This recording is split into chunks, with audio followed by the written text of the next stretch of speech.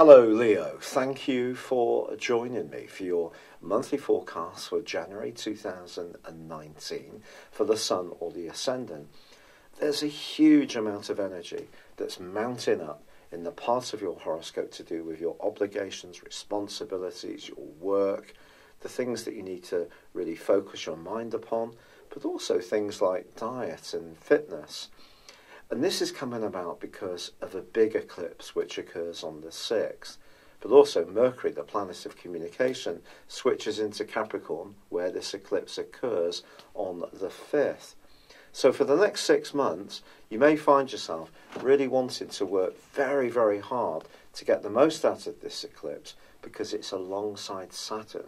And Saturn really requires quite a lot of application and perspiration in order to give us the rewards. If you are really prepared to roll up your sleeves and focus on the detail of what's truly important, then a tremendous amount can be achieved. If, however, you're someone who's a natural giver and very self-sacrificing, this particular eclipse could see you becoming less keen on the number of things that you're supporting or the number of plates that you're spinning. And part of the reason for this, Leo, is that as you start this new year, the solar return for you gives you an opportunity to also be really much more adventurous. So if you do feel penned in and your options are limited, it's going to create quite a lot of frustration. And that can be particularly so this month between the 15th and the 19th as the Sun squares up with Uranus, which is in Aries, your sister fire sign, and an area which is very much to do with breaking out of any kind of straitjacket. But as the month begins, with Mars, the planet of drive and also of assertiveness, also in Aries, there's a part of you that may want to almost sort of tear down the structures which aren't working for you anymore. And if you are wanting to be more virtuous about what you eat and drink or the amount of exercise you get, if you can show the discipline to go with an open-minded approach, then there is a tremendous amount you can go for, particularly with Mercury forging an imaginative angle with Uranus in the first 4 days. Then Mercury switches on the 5th. Then we have the solar eclipse, combining with Saturn but also with Neptune. In fact, Neptune and Saturn are forging an alliance all this month. Neptune's a dreamy influence. It's great for imagination, great for artistry, great for spirituality, not so good for hard facts and figures. But Saturn can be a more stabilising force. And if you are someone who is quite arty or you want to use your talents in an entrepreneurial way, I think you can add imagination to the grit that Saturn will bring to your situation. But I think the standout change this month occurs on the 9th, because then Venus switches into the most glamorous and romantic part of your scope.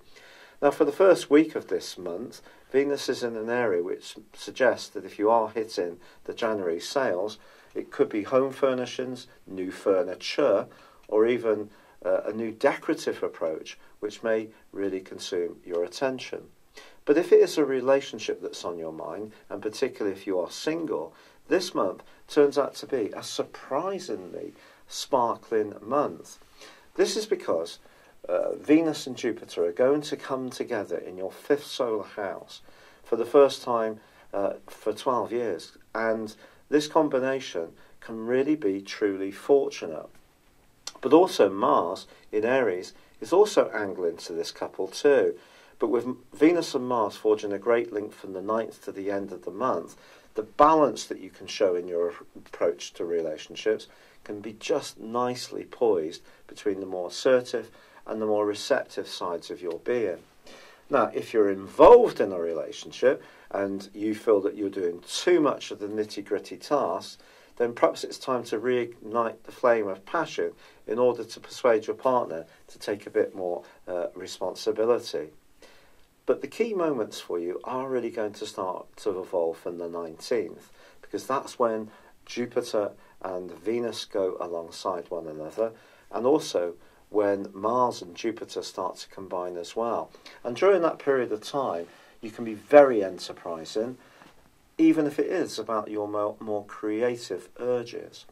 Now, by the 20th, the Sun relocates into your opposite sign, and relationships will, for the last 10 days of this month, become an even more important theme. In fact, Mercury moves on the 25th and combines with the Sun, so your thinking around relationships can be quite logical, a bit more detached, the Aquarius energy coming in for you.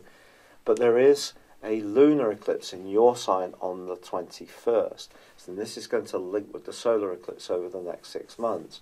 Making sure that you get what you want in a relationship, as much as doing your bit to invest in it, the balance between those two principles has to work for you for relationships to thrive.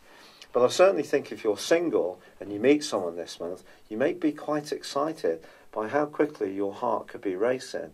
But in an existing relationship, it does need that fair share of the more mundane elements of the relationship, or one of you is going to end up feeling rather resentful.